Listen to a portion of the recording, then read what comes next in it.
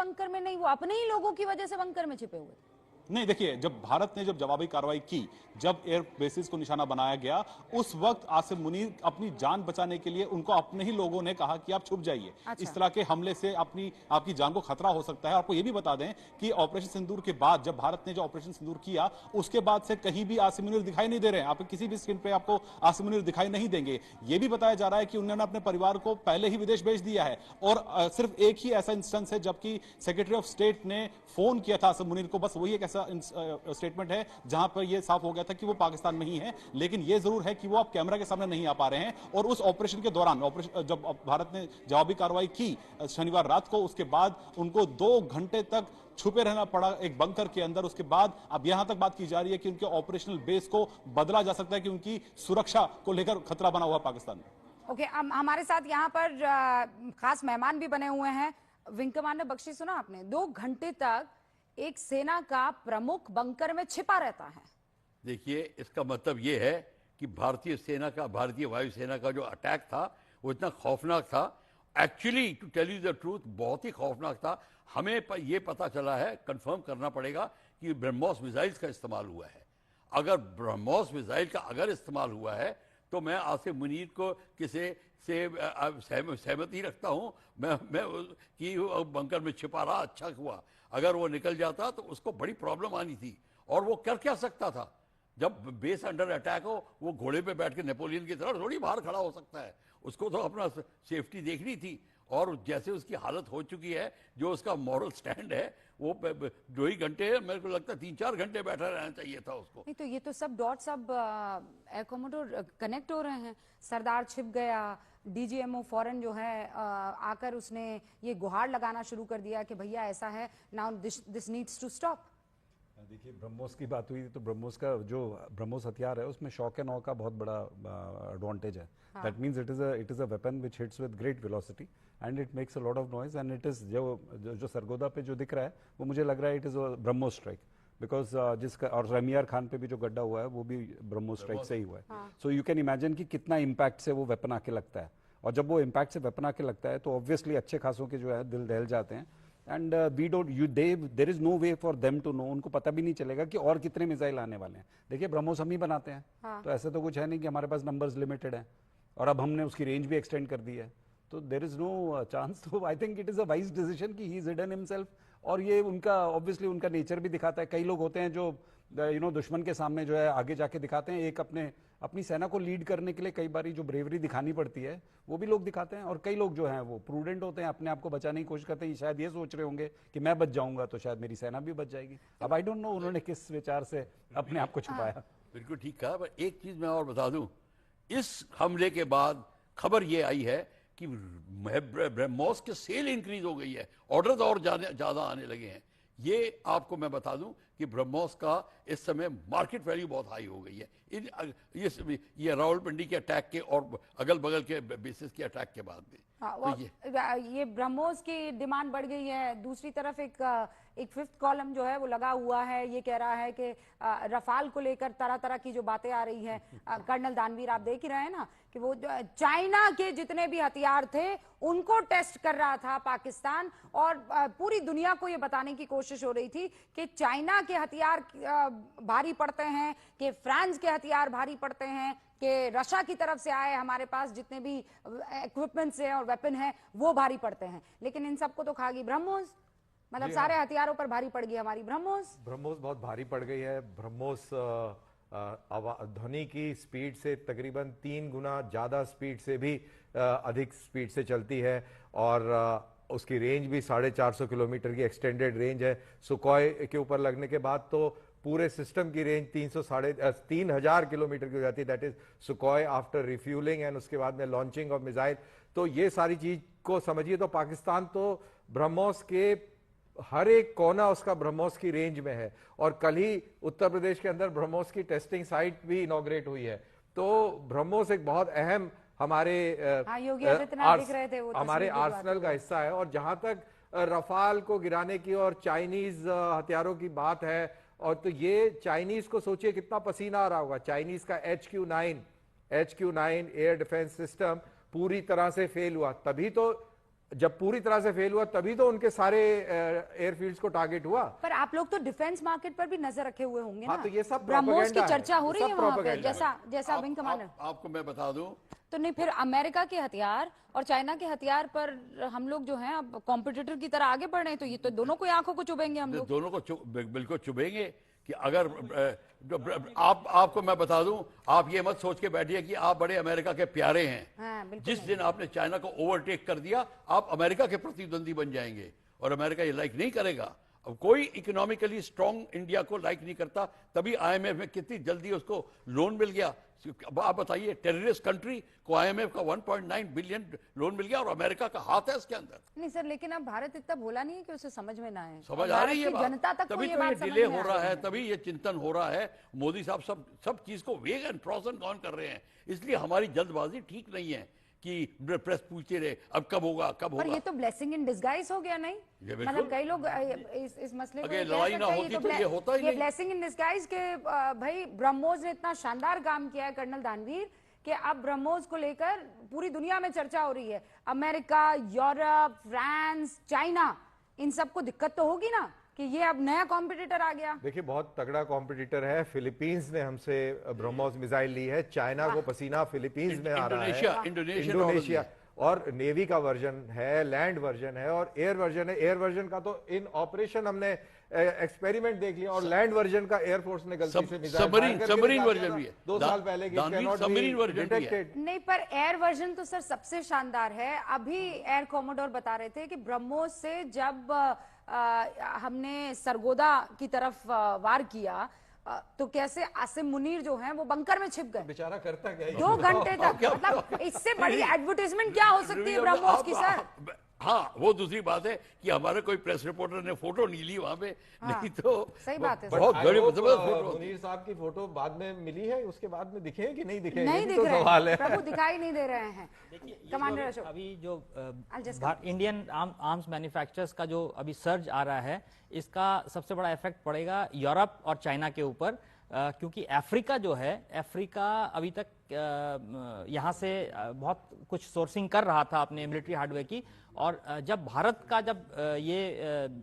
के सिस्टम्स और वेपन्स जब इस ऑपरेशन के बाद जब ऑपरेशनली सक्सेसफुल मतलब एक साबित हो गए हैं, हाँ। तो मेरे विचार में अफ्रीका की तरफ से बहुत सारी इंक्वायरीज आने वाली है हमारे पास, और क्योंकि वहाँ के जो देश हैं उनके पास में इतना पैसा नहीं है, और उनको जो वेस्टर्न कंट्रीज है, चाइना से जो ये हार्डवेयर इंपोर्ट करते हैं वो बहुत महंगा पड़ता है। उसके मुकाबले भारत का जो मिलिट्री एक्सपोर्ट है वो बहुत सस्ता है। जैसा कि हमने देखा, फिलीपींस ने जब ब्रह्मोस हमसे खरीदे थे तो ऑलमोस्ट मेरे ख्याल से एक 20%, 25%, 30% के कॉस्ट में हम लोग उनको एक कॉम्पिटिटिव सिस्टम सप्लाई करते हैं। अब जब ये सारी बात और ये बैटल प्रूवन हो गया है। लेकिन आप जो ये सारी बातें कह रहे हैं, अब तो सारा 1 2 3 4 5 सारे डॉट्स कनेक्ट हो रहे हैं कि अमेरिका अचानक बड़ा भैया क्यों बन रहा था, बेगानी शादी में अब्दुल्ला क्यों दीवाना हो रहा था, क्यों जो है जबरदस्ती ये कहा जा रहा था। मतलब हो सकता है नहीं, ऐसा होता है ना सर कि आपकी बात मैं मान लूंगी, थोड़ा उसको तरजीह दे दूंगी, पर आप वहां पर आकर बैठ जाएंगे। दिस इज नॉट हैपन कि भाई कर्नल दानवीर कह दें कि रूबिका जी जरा इसको सुन लीजिएगा ये क्या कह रहा है, दैट्स अबाउट इट। इसे आपने कह दिया कि नहीं हम मिल बैठ के हम रात भर जगे रहे, ये कुल मिलाकर पीछे का खेल तो कुछ और ही चल रहा है। अब समझ में आ रहा है कि ये आईएमएफ की तरफ से कैसे इसे इतना पैसा मिल जाता है। रूबिका बैठी रहे और हम अनाउंस कर दें कि प्रोग्राम खत्म हो गया, सारे गेस्टों को नमस्कार करते हैं। इसका मतलब ये हो गया कि प्रोग्राम एंकर कर रहे थे मोदी साहब और गेस्ट जो है वो कह रहे हैं कि सीज फायर अनाउंस कर दी। हाँ, मतलब ये बिल्कुल ऐसा ही हो गया। आईएमएफ का नाम लिया ना, तो आप थोड़ा सा इंटरनेट पर सर्च करिएगा ब्रेटन वुड्स इंस्टीट्यूशंस का और उनका क्या बैकग्राउंड है, तो आपको पता चल जाएगा कि ये सारा जो खेल है दुनिया में चलता है वो सारा एक बहुत ही ऑर्केस्ट्रेटेड तरीके से किया जाता है सारा गेम। तो आप थोड़ा सा, मैं दर्शक भी चाहें तो इसके ऊपर थोड़ा सा नहीं, लेकिन इस पर वेपन पर ही मैं चर्चा कर रही हूँ सर। ये अब ये आने वाले दिनों में सबकी इस पर नजर रहनी चाहिए। देखिए, इसमें ना अब टेक्निकली मैं इसको इस तरीके से देखता हूँ कि इसमें 2 चीजें हैं इस बैटल में। इस 4 दिन की 5 दिन की लड़ाई में जो प्रूव हुआ है उसमें कुछ वेपन्स हमने प्रूव किए हैं और कुछ वेपन्स के फेलियर प्रूव हुए हैं।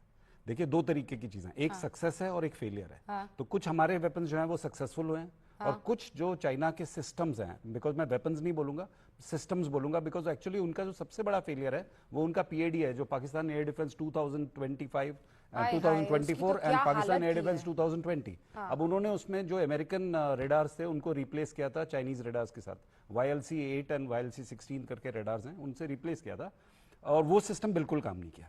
Okay, now that is the first thing. और ये जो टारगेटिंग हुई है जिन रेडार्स की, ये मेरे ख्याल से अमेरिकन रेडार्स थे, these are high power radars and ये निकाले गए थे जो इनिशियल उसमें, और ये इंपॉर्टेंट सर्वेलेंस रेडार्स हैं बिकॉज इनकी रेंज अराउंड 400 किलोमीटर है। तो ये भी पार्ट ऑफ PAD 2020 है।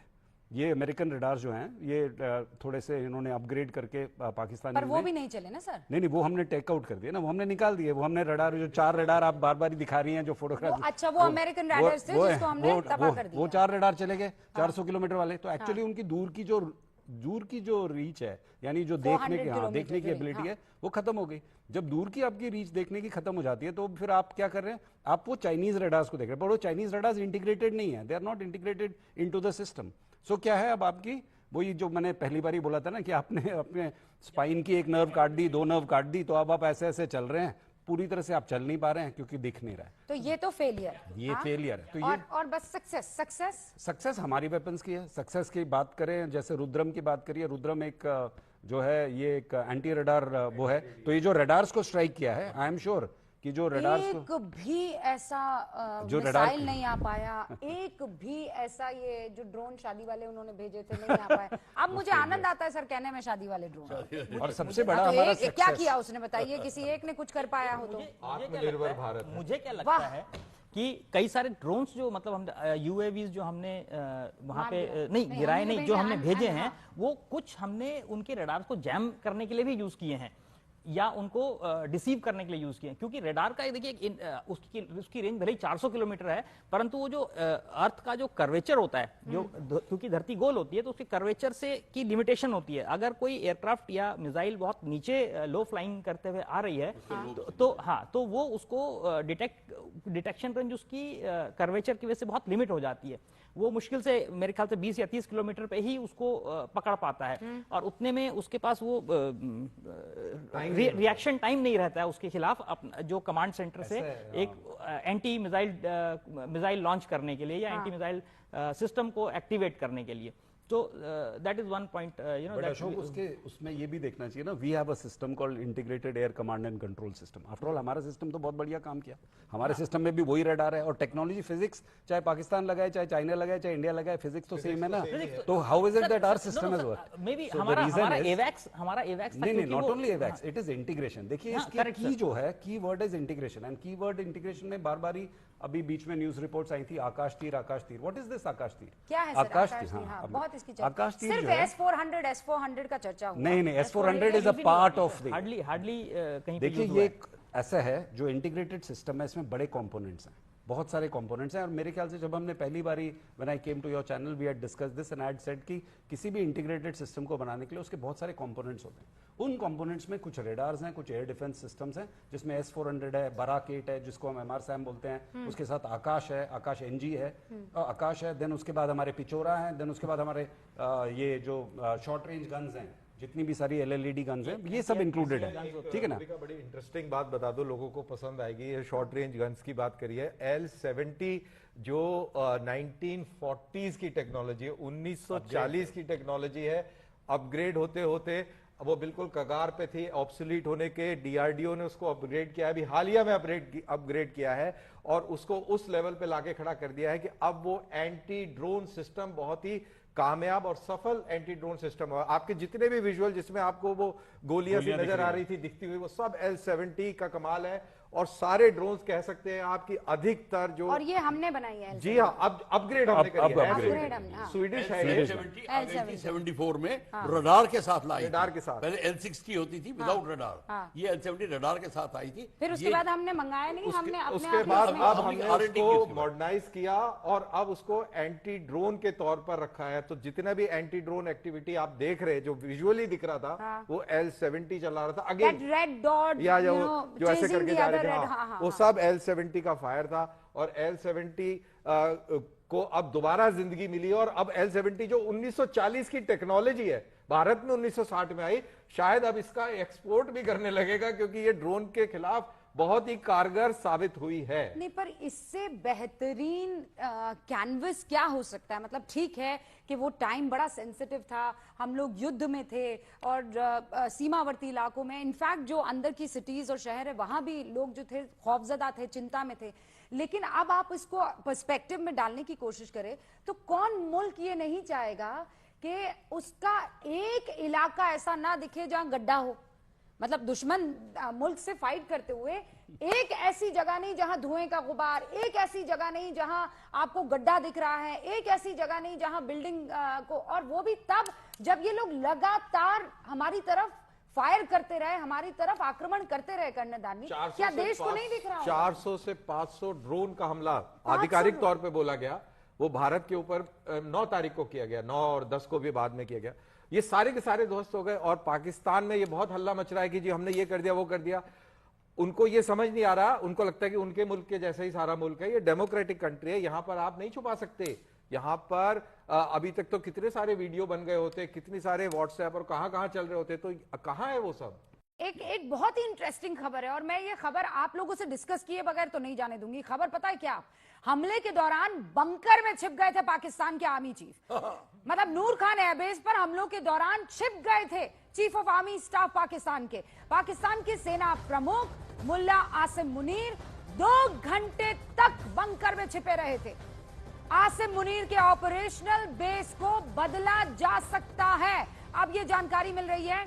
हमारे साथ संदीप शैलेंद्र वांगू हमारे साथ जुड़ चुके हैं, उनका रुख करते हैं। शैलेंद्र, ये तो गजब अचंभित करने वाली खबर है, सरदारी बंकर में छिप गया। बिल्कुल बिल्कुल रूबिका, देखिए जो खबर हमारे पास आ रही है कि जब भारत ने पाकिस्तान के एयर बेसिस को टारगेट किया था उस टाइम में सबसे महत्वपूर्ण एयरबेस था वो नूर खान एयरबेस था। और ये महत्वपूर्ण इसलिए भी है क्योंकि इसे लाइफलाइन कहा जाता है पाकिस्तानी एयरफोर्स के लिए, और जो तमाम ऑपरेशन होते हैं वो यहीं से होते हैं। तो ऐसे में ये महत्व इसलिए भी रखता है क्योंकि ये रावलपिंडी के बहुत करीब है, इस्लामाबाद के बहुत करीब है। तो ऐसे में जब ये टारगेट किया गया तो उस वक्त जो हमारी जानकारी के अनुसार उस वक्त आसिम मुनीर जो है उनको एक सेफ जगह पर ले जाया गया, या तो वो एक बंकर था या एक सेफ शेल्टर था जहां पे उनको 2 घंटे तक रखा गया, क्योंकि उनकी सुरक्षा को लेकर पाकिस्तान में चिंता बढ़ गई थी। बावजूद इसके कि आसिम मुनीर ही वो शख्स है जिन्होंने भड़काया और जिन्होंने कहीं ना कहीं भारत पर हमला करने की साजिश रची। तो ऐसे में आसिम मुनीर खुद ही अपनी जान बचाने के लिए उनको बंकर में छुपना पड़ गया। अब ये भी खबर आ रही है कि आसिम मुनीर को, शैलेंद्र आप क्या कह रहे हैं? मतलब वो हमलों से बंकर में नहीं, वो अपने ही लोगों की वजह से बंकर में छिपे हुए?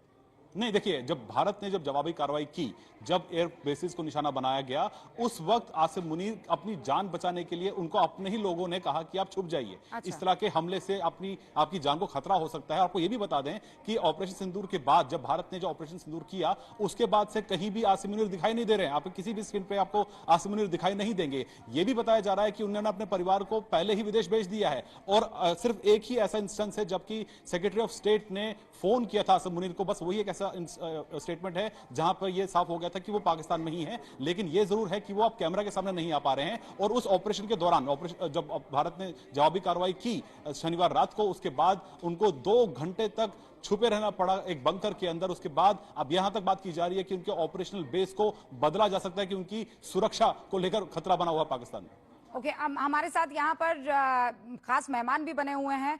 विंग कमांडर बख्शी, सुना आपने, 2 घंटे तक एक सेना का प्रमुख बंकर में छिपा रहता है। देखिए, इसका मतलब यह है कि भारतीय सेना का, भारतीय वायुसेना का जो अटैक था वो इतना खौफनाक था। Actually to tell you the truth, बहुत ही खौफनाक था। हमें ये पता चला है, कंफर्म करना पड़ेगा कि ब्रह्मोस मिसाइल्स का इस्तेमाल हुआ है।